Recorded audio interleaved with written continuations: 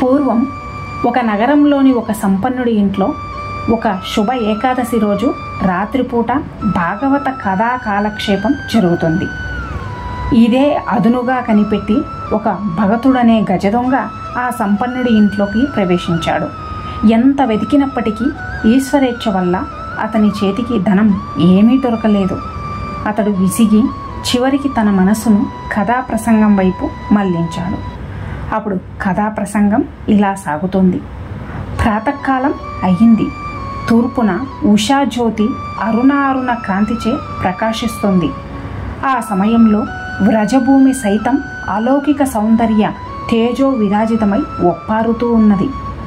ప్రాణప్రియుడైన శ్రీకృష్ణుడు వచ్చి తమను ఎప్పుడు ఆనందింపచేస్తాడా అని గోవులు గోవత్సాలు నందుడి ఇంటివైపే చూడసాగాయి. ఇంతలో శ్రీకృష్ణుడు ప్రియసైకులైన శ్రీదామ, సుదామ, వసుదామాది గోపబాలకులు అక్కడికి వచ్చారు. ఓ కృష్ణ, నీవింకా నిద్రపోతున్నావా? నిన్ను చూస్తే గాని గోవులు నిలవలేవు. గోవులను మేపడానికి మనం వనానికి వెళదాంరా, త్వరగా నిద్రలేచిరా అంటూ పిలవసాగారు. అంతలో యశోదాదేవి వచ్చి తమ ప్రియపుత్రులైన బలరామకృష్ణులను మేల్కొల్పినది. పెరుగు మీగడలతో కలిపిన చద్ది అన్నాన్ని మూటగట్టి అనర్ఘ రత్నాలతో మనులతో కూడిన వివిధ బంగారు ఆభరణాలను పిల్లలకు అలంకరించి వారిని గోవులను కాయడానికి వనానికి పంపింది. ఈ ఘట్టాన్నంతా చాటున దాగిన చోరుడు ఆలకించి ఇలా ఆలోచిస్తున్నాడు. నేను అమూల్యములైన వస్తువుల కోసం ఇంత శ్రమపడుతున్నాను, కానీ కృష్ణుడనేవాడు ధరించిన అమూల్య బంగారు ఆభరణాలను దొంగిలిస్తే ధన్యుడనవుతాను. ఈ పని నాకు అంత కష్టమైనది కూడా కాదు. అడవిలో ఆ బాలురు వెదకి పట్టుకొని లాగి 2 చంపదెబ్బలు వేస్తే వాళ్ళంతటా వాళ్ళే తమ ఒంటి మీది సొమ్ములన్నీ ఒలచి నాకు అప్పగిస్తారు. నాకిక దొంగతనాలు చేసే ఆగత్యం ఉండదు. నా అదృష్టమే అదృష్టం అంటూ ఆ దొంగ ఆభరణాలను గురించిన ఆలోచనలతో పాటు దివ్యసుందర కృష్ణ స్వరూపాన్ని కూడా చింతించడంలో అతడి హృదయం ఒక తేజోరేఖ పొడసూపింది. తన దుఃఖ దారిద్ర్యాలను తాత్కాలికంగా మరచిపోయి ఆనంద సముద్రంలో మునిగిపోయాడు. ఇంతలో కథాప్రసంగం పూర్తి అయింది. పౌరాణికుడు తన ఇంటికి బయలుదేరిపోతున్నాడు. దొంగ అతనిని వెంబడిస్తూ ఓ నిర్జనమైన చోటు రాగానే, ఓ పండితుడా, నువ్వు చెప్పిన అమూల్య రత్నాభరణాలను ధరించిన ఆ బలరామకృష్ణులు ఇల్లు ఎక్కడ ఉన్నది? వారు గోవులను కాయడానికి ఏ వన ప్రదేశానికి వెళుతుంటారో కాస్త నాకు చెప్పు, లేకపోతే ఈ గండ్రకొడ్డలి ఒకే వేటుతో నీ తల తెగిపడుతుంది అంటూ బెదిరించాడు. ఇతగాడు ఎవరో గజదొంగ అయి ఉంటాడని పండితుడు గ్రహించి కాస్త ధైర్యం వహించి, నీకు ఆ బాలకులతో ఏం పని అని అడిగాడు. నేను దొంగను, వారు ధరించిన ఆభరణాలను దొంగిలించాలని నిశ్చయించుకున్నాను. అవి నాకు లభించాక వాటితో కొంత వాటా నీకు ఇస్తానులే. అంతటితో మనిద్దరి దరిద్రం తీరడం తథ్యం అన్నాడు దొంగ ఉత్సాహంతో. వీడెవడో పరమ మూర్ఖుడిలా ఉన్నాడు అనుకొని ఆ పౌరాణికుడు, అలా అయితే రేపు నా ఇంటికి రా. నువ్వు దొంగవని నేనెవరికీ చెప్పను. ఇంటి వద్ద వివరాలు రాసిన పుస్తకం ఉన్నది. దానిలో నుంచి నీవడిగిన వివరాలు తెలుపుతాను అన్నాడు ఆ పౌరాణికుడు. మరునాడు దొంగ పౌరాణికుడు ఇంటికి అనుకున్న ప్రకారం వెళ్ళాడు. అప్పుడు పండితుడు పురాణ గ్రంథాన్ని తెరచి బలరామకృష్ణుల రూప సౌందర్యాలను ఇలా వినిపించసాగాడు. కృష్ణుడు నీలమేఘశ్యాముడు, పీతాంబరధారి. బలరాముడు గౌరవర్ణుడు, నీలాంబరధారి. వారిద్దరి చరణాలకు సుందర సువర్ణ నూరూపులున్నాయి. వారి చెవులకు మణిమయ మకర కుండలాలు, కంఠంలో సువర్ణమయ రత్నహారాలు, వక్షాన కౌస్తుభమని ప్రకాశిస్తూ ఉంటాయి. ఉంగరాలు తిరిగిన ముంగురులు, లలాటాన కస్తూరి తిలకము, పెదవులలో ముసిముసి నవ్వులు తాండవిస్తూ నేత్ర పద్మాల వెంట ప్రేమామృతం కురిపిస్తూ ఉంటారు. ఆ కృష్ణుడి చేత సువర్ణ మురళిని పుచ్చుకొని మధురాతి మధుర గానం చేస్తూ బృందావనాన యమునా సైకతాలలో గోవులను మేపుతుంటాడు. యమునా తీరంలో కదంబ వృక్షాల క్రింద ఆ బలరామకృష్ణులను నీవు దర్శించవచ్చు. ఈ వర్ణనంతా ఆమూలాగ్రం ఆలకించిన దొంగ, అలా అయితే ఆ ఆభరణాలన్నీ కలిసి ఎన్ని రూపాయలు విలువ ఉంటాయి అని ఆతురతతో అడిగాడు. అందుకు పండితుడు ఇలా జవాబిచ్చాడు. ఆ ఆభరణాల మూల్యం వెలకట్టలేం, 100 కోట్ల రూపాయలకు పైబడే ఉంటుంది. యావత్ ప్రపంచంలోని ధనరాశులన్నిటినీ ఒకవైపు ఉంచి కౌస్తుభమని మాత్రం ఒకవైపు ఉంచితే దానిలో ఆ ధనరాశులన్నీ సరితూగవు. ఆ దొంగ ముఖంలో ఆనందం తాండవిస్తూ ఉంది. అలా అయితే నేను ఈ రాత్రికే అక్కడికి చేరాల్సి ఉంటుంది. తెల్లవారేసరికి బలరామకృష్ణులు అక్కడికి వచ్చేస్తారు కదా, నేను ఎటువైపుగా వెళ్ళాలో కాస్త తెలపండి అని అడిగాడు. ఉత్తర దిక్కుకేసి వెళ్ళమన్నాడు ఆ పండితుడు. తక్షణమే ఆ దొంగ ఆ రాత్రి చీకట్లో పడి బృందావనం కేసి బయలుదేరాడు. మూర్ఖుడైన ఈ దొంగ 4-5 రోజులు వెతికి పిల్లలు కనపడకపోవడంతో తిరిగి వచ్చి నన్ను వేధించుకొని తింటాడేమో, అతగాడు వచ్చేలోపుగానే ఇల్లు వదిలిపెట్టి ఎక్కడికో దూర ప్రాంతానికి పోక తప్పదు అనుకొని ఆ పండితుడు భయంతో హడలిపోయాడు. దొంగ భగత్కు కృష్ణస్మృతి తప్ప మరొక చింతనే లేదు. తదేక కృష్ణ చింతనతో వాడు ప్రపంచాన్ని మర్చిపోయాడు.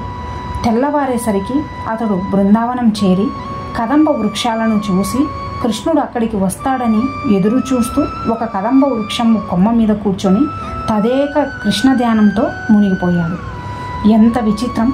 పండితుడు చెప్పినట్లుగానే సన్నగా మధుర మురళీ గానం వినపడుతుంది. అంతకంతకు గానం విస్ఫుటంగా వినపడసాగింది. గోవులు వాటి వెంట బలరామకృష్ణులు మన దొంగకు సాక్షాత్కారం ఇచ్చారు. ఆ అపాకృత దివ్యమంగళ రూపులైన బలరామకృష్ణులను చూడగానే ఆ దొంగ ఆహా ఏమి సౌందర్యం, ఈ నవకోమల శరీరులైన చిన్న పిల్లలను ఆవులను కాసే పనికి పంపడానికి వారి తల్లిదండ్రులకు ఎలా మనసు అంగీకరించినదో కదా అనుకొని ఆ దొంగ చెట్టుపై నుంచి దూకి దుడ్డుకర్ర చేతబుచ్చుకొని బలరామకృష్ణులను అడ్డగించాడు. అడ్డగిస్తూ అరే బాలకులారా నిలబడండి, మీ ఆభరణాలన్నీ ఒలచి నాకివ్వండి అంటూ గద్దించాడు. మా ఆభరణాలను నీకెందుకు ఇవ్వాలి అని అడిగాడు చిన్ని కృష్ణుడు. ఇవ్వకుంటే ఈ దుడ్డుకర్ర ఏం చేస్తుందో తెలుస్తుంది అని తీవ్రంగా అన్నాడు దొంగ. ఆ కర్ర వల్ల ఏమవుతుంది తేలికగా అన్నాడు కృష్ణుడు. మీ తలలు పగలగొడతాను అన్నాడు కోపంతో దొంగ.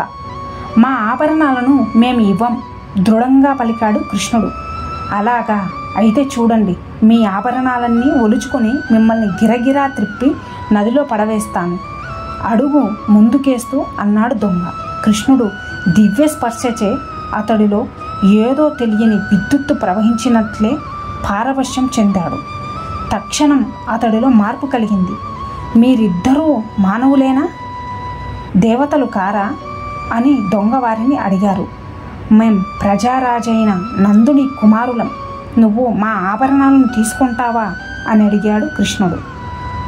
అందుకు ఆ దొంగ వద్దు బాబు వద్దు, మిమ్మల్ని ఇలా చూసుకుంటూ ఆనందిస్తాను అని పలకగా కృష్ణుడు మేం రాజకుమారులం, మా ఇంటి వద్ద ఇంతకు మించిన ఆభరణాలు ఉన్నాయి, వీటిని నువ్వు తీసుకువెళ్ళు అన్నాడు.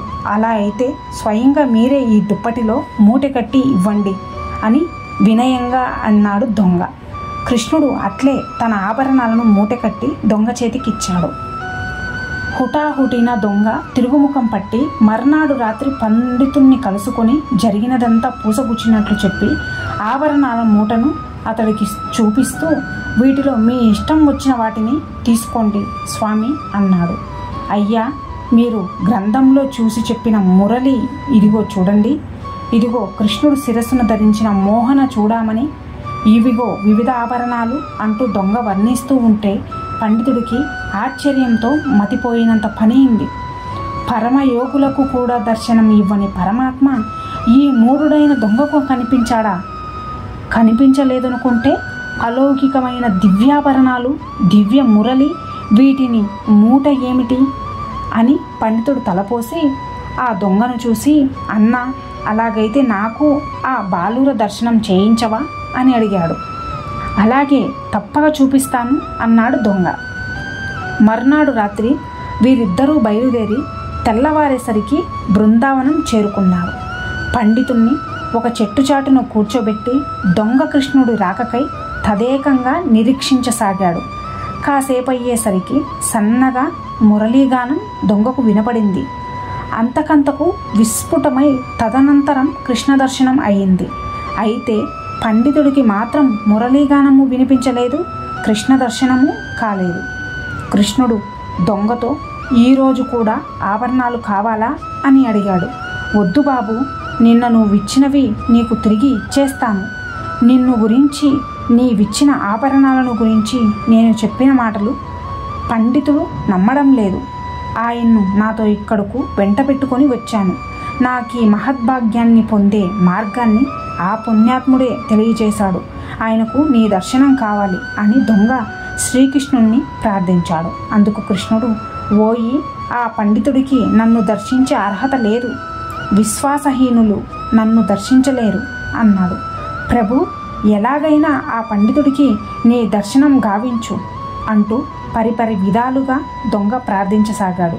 మనస్ఫూర్తిగా చేస్తున్న ఆ దొంగ ప్రార్థనలకు కరుణించిన కృష్ణుడు, అలా అయితే నన్ను తాకి పిదప ఆ పండితుణ్ణి తాకు అని తరుణోపాయం తెలిపాడు. దొంగ అదేవిధంగా చేయగా పండితుడికి దివ్య దృష్టి కలిగింది. బలరామకృష్ణుల దివ్య దర్శనం అయ్యి ఉభయములు బలరామకృష్ణులను తనివి తీరా దర్శించి పరవశిస్తూ స్థానువులయ్యారు. దొంగ కూడా పండితుడిలా వారిని స్తుతించసాగాడు. పిదప బలరామకృష్ణులు వారిని దీవించి అదృశ్యులయ్యారు. ఆనాటి నుంచి దొంగ భగత్, పౌరాణికుడు ఇద్దరూ పరమ భాగవోత్తములై బృందావన దివ్యధామంలోనే శేష జీవితాన్ని భగవత్ సేవలోనే సార్థక్యం చేసుకొని చివరకు వైకుంఠ ప్రాప్తి పొందారు.